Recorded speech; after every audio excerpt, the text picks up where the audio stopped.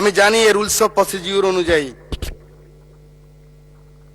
মহামান্য রাষ্ট্রপতির চেয়ারকে আমি সম্মান করতে হবে, সম্মান রেখেই বলছি।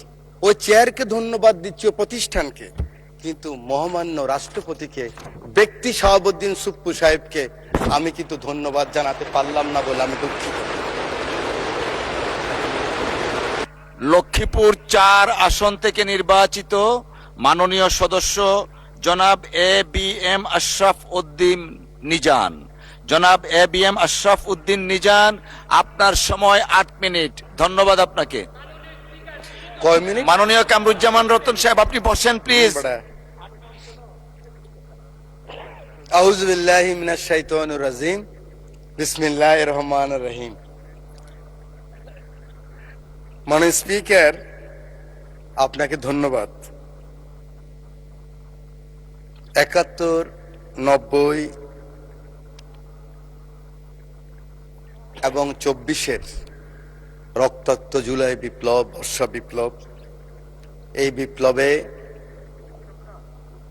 যারা শহীদ হয়েছেন, বিশেষ করে এই জুলাই বিপ্লবে যাদের রক্তের বিনিময়ে, আকাঙ্ক্ষার বিনিময়ে আজকে মহান সংসদে আমরা যারা সবাই এই বিপ্লবে অংশগ্রহণ করার সুযোগ হয়েছিল, আমাদের পরবর্তী 100 বছরের প্রজন্ম জানবে যে আমার পিতা, আমার দাদু এই সংসদে আবার কখন ঢুকতে পারবে চিন্তাই করেনি যারা। 2014 সালের 5ই জানুয়ারি হঠাৎ করে এখান থেকে বেরিয়ে গেলাম। আমার পাশে আমার অনেক বন্ধু সেদিন এই সংসদে ছিল। ওরা বলতে পারবে এরকম একটি বিপ্লবের মাধ্যমে, যেখানে এই সংসদ ভবনের লুকিয়ে আছে শুনে প্রত্যেকটি রুম ভেঙে ফেলেছে, কোটি কোটি অর্থ টাকা এই সংসদ ভবনে পেয়েছে, গণভবনের ইট নিয়ে গিয়েছে। এটা বিএনপির লোকেরা নেয় নাই, জামাতের লোকেরা নেয় নাই, এটা ফাইয়াজের মারা নেন নাই, আকরামের মারা নেন নাই, আবু সাইদের আম্মা নেন নাই। এটা বাংলাদেশের রিকশাওয়ালা, শ্রমিক, জনতা সকলে ক্ষোভের বহিঃপ্রকাশ ছিল সেদিনকার সেই সমাপনী আন্দোলন। সেই সমস্ত শহীদদের আত্মার মাগফিরাত কামনা করছি। আল্লাহ যেন তাদেরকে বেহেশতের সর্বোচ্চ মাকাম দান করেন। মাননীয় স্পিকার, শহীদ মোহাম্মদ শামীম, শহীদ মোহাম্মদ সবুজ, শহীদ মোহাম্মদ হাসান, শহীদ মোহাম্মদ মাজারুল ইসলাম, মোহাম্মদ ফেরদাউস শহীদ যুবদল নেতা, আরিফ ছাত্রদল নেতা, আপনারা হঠাৎ করে মনে করছেন এই নামগুলি কোত্থেকে আসলো?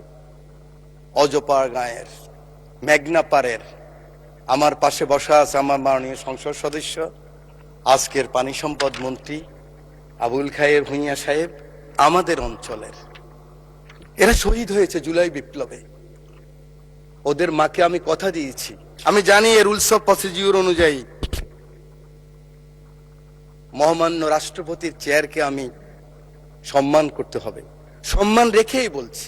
ওই চেয়ারকে ধন্যবাদ দিচ্ছি, ওই প্রতিষ্ঠানকে, কিন্তু মহামান্য রাষ্ট্রপতিকে, ব্যক্তি শাহাবুদ্দিন সুপ্পু সাহেবকে আমি কিন্তু ধন্যবাদ জানাতে পারলাম না বলে আমি দুঃখিত।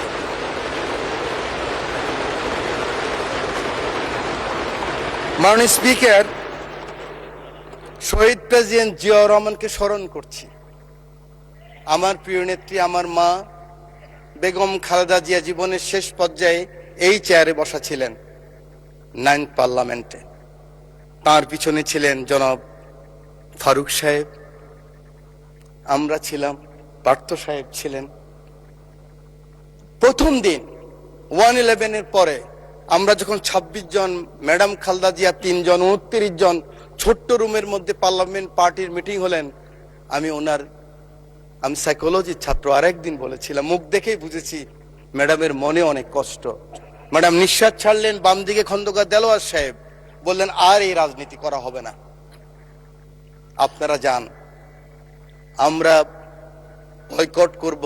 আওয়ামী লীগ আসলে আওয়ামী লীগ বয়কট করবে, আমরাও তো অনুষ্ঠানে যাব না, আমরা আসলে আওয়ামী লীগ আসবে না, এই রাজনীতি বন্ধ করতে হবে। 5 জনকে পাঠালেন, আমরা সেখানে গেলাম ওত অনুষ্ঠানে, সংসদ শুরু হলো। 1.5 মাসের মাথায় বিশ্বাস করেন আমার মা সংসদে বসার মতো ভাষা এই পার্লামেন্টে ব্যবহৃত হয় নাই। এরকম টোকেন দিয়ে দিয়ে সংসদ নেতা ছিলেন ফ্যাসিস্ট, এই চেয়ারে বসা ছিলেন হাসিনা। উনি টোকেন দিতেন যুব মহিলা লীগের নেত্রীদেরকে, কিভাবে মন্দ বলা যায়, কিভাবে তারেক রহমান সম্বন্ধে মন্দ বলা যায়, কিভাবে খালেদা জিয়া সম্বন্ধে মন্দ বলা যায়। তারপরে সেই সংসদে আমরা ছিলাম। আজকে আমার নেতা শহীদ প্রেসিডেন্ট জিয়া রহমান রাজনীতি শুরু করলেন কিভাবে, গ্রোম করলেন কিভাবে। আমি তখন স্কুল থেকে কলেজে এসেছি। উনি ছাত্র, শিক্ষক, সাংবাদিক, সমাজের বিভিন্ন স্তরের মানুষকে নিয়ে গেলেন, সাংস্কৃতিক কর্মীদেরকে হিজবুল বাহারে, সেখানে তাদের সাথে আলোচনা করলেন।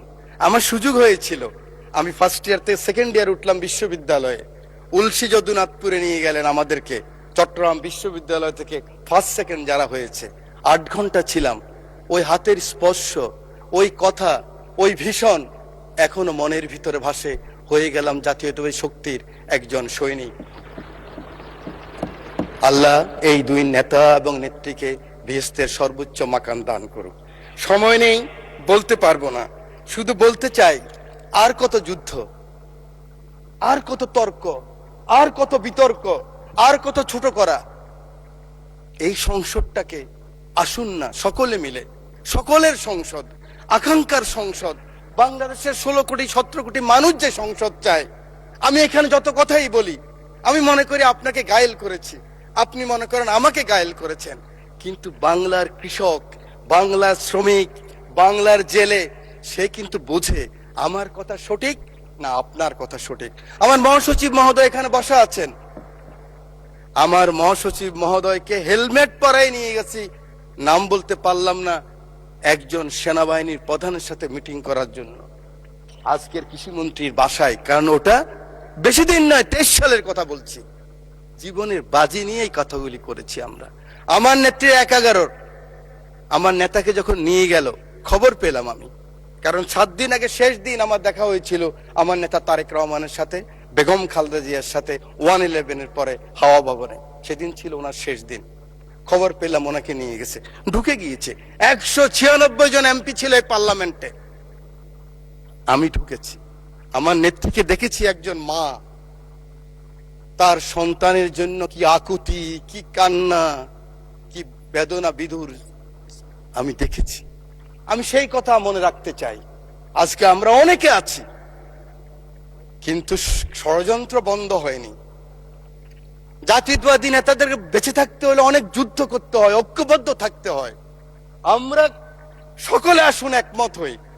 আগামী দিনে যে চ্যালেঞ্জ আসবে, এই জাতীয়বাদী শক্তির বিরুদ্ধে আবার যে ষড়যন্ত্র আসবে, সেদিন কারাই প্রধানমন্ত্রীর জন্য জীবনের বাজি রাখতে পারবেন, বাংলাদেশের জন্য বাজি রাখতে পারবেন, সেরকম যদি একটা শক্তি সাহস থাকে, তখনই হবে সবার আগে বাংলাদেশ, তখনই হবে দিল্লি নয়, পিন্ডি নয়, অন্য কোনো দেশ নয়। জি, সময় বাড়ানো হলো আরো 4 মিনিট। Thank you very much. You are very welcome. Thank you very much. আমি আপনাকে ধন্যবাদ জানাই। আমার সংসদ নেতা, আমি ওনাকে হসপিটালও দেখেছি। একজন মানুষ তার কর্মীকে কত ভালোবাসলে, আমি অ্যাপ্রন পরে গিয়েছি, মাস্ক লাগাই গিয়েছি। আমি এমপি ছিলাম, দেখে চিনে নাই। সেই ছবি আপনারা দেখেন, কিন্তু মাথার মধ্যে ব্যান্ডেজ লাগানো। আমি মাস্ক খুললাম, অবাক হয়ে গেলেন, আপনি কেন আসছেন? আমার চোখের পানি পড়ছে, আমি পিছিয়ে আসলাম। আমি বলতে চাই, এই চ্যালেঞ্জ আবার আসবে, ষড়যন্ত্র বন্ধ হয় নাই। আমরা কে কত বড় হব, কোথায় যাব, কি নিব, কি হব, সেটা বড় কথা নয়। বড় কথা হলো এই চ্যালেঞ্জ গ্রহণ করতে হবে। মাননীয় স্পিকার বলেন, একটু আগে আমার সেই ভাই এখন আছেন, আমার নেতা তারেক রহমান ছুটে গেলেন, ওখানে গেলেন, দেখলেন। সাথে সাথে আমি মনে করি আগামী দিনের রাজনীতির জন্য সংসদের বিরোধী দলের নেতা আপনিও ছুটে যাওয়া উচিত ছিল। আমি জানি না আমার কথা কিভাবে নেবেন, যে মাননীয় সংসদ নেতা, আমি শুনেছি, আমি উপস্থিত ছিলাম, কেন ওনার পিছনে আমি ছিলাম। আপনি গিয়েছেন, উনি বলেছেন আপনার কিছু প্রয়োজন লাগলেও আমাকে বলবেন। এভাবেই রাজনীতিটাকে আমরা এগিয়ে নিতে হবে। বাংলাদেশের মানুষের আকাঙ্ক্ষা এই রাজনীতি। মানুষ আর এই হিংসা প্রতিহিংসা আর দেখতে চায় না। বক্তব্য আমি শেষ করছি। যাওয়ার আগে দ্বিতীয় বিশ্বযুদ্ধের একজন সৈনিক, আমরা জানেন আমরা কিন্তু উইলস্টন যে চার্চিলের পক্ষে, মিত্রশক্তির পক্ষে যুদ্ধ করেছিলাম, এবং আমরা কিন্তু বাঙালিরা সবসময় এরকম ছিলাম। আমরা মুঘলের বিরুদ্ধে ইসাখা যুদ্ধ করেছে, ফরাজি আন্দোলন, ফকিরি আন্দোলন, এগুলিতে আমরাই করেছি। ইলামিত্রের আন্দোলন আমরাই করেছি, তিতুমিরের বাঁশের কিল্লা আমরাই করেছি। এই সৈন্য গিয়েছিল, যুদ্ধ করেছে বিভিন্ন জায়গায়। মাননীয় স্পিকার, পরে আসছে বার্মায়। বার্মায় আসার পরে নিজের দেশের কথা মনে পড়েছে। দেশের কথা মনে করার পরে মনে করলো এই বর্গী ওলন্দাজ ব্রিটিশরাই তো অত্যাচার করেছে, আবার তো সেই অবস্থাই হবে। তার স্ত্রীর কথাও মনে পড়েছে। তখন ঢাকায় কিন্তু লণ্ঠনের বাতি জ্বালতো। তো তিনি বলেছেন, পরের জন্য যুদ্ধ করেছি অনেক, পরের জন্য যুদ্ধ করেছি অনেক, এবার তোমার আর আমার যুদ্ধ। যদি বলো এত যুদ্ধ করে কি পেয়েছি? তিউনিসিয়ায় পেয়েছি জয়, উগান্ডায় পেয়েছি জনগণের ভালোবাসা, আর প্রতিবেশী বার্মায় পেলাম ঘরে ফেরার তাগাদা। আমি যেন সেই বাতিওয়ালা, যে পত্ত পত্ত রাস্তায় বাতি জ্বালিয়ে ফিরি, অথচ যার নিজের ঘরে জমে থাকে দুঃস্ব অন্ধকার। এই অন্ধকার আমরা কাটাতে চাই, এই অমনুষ্য থেকে বের হতে চাই। আমরা সুন্দর স্বাভাবিক সকলের জন্য যে বাংলাদেশ, সেই বাংলাদেশ চাই। আমার নেতা তারেক রহমানের সবার আগে বাংলাদেশ, সেই বাংলাদেশ চাই। আমার রামগতির দায়িত্ব নেতাকে দিলাম, আমার এমপি, আমার নদী ভাঙ্গা মানুষ শহীদুদ্দিন চৌধুরীকে দিয়ে সময় নাই, সেই কারণে সকলের ভালোবাসা চেয়ে, আদর চেয়ে বক্তব্য শেষ করছি। আল্লাহ হাফেজ। বাংলাদেশ জিন্দাবাদ।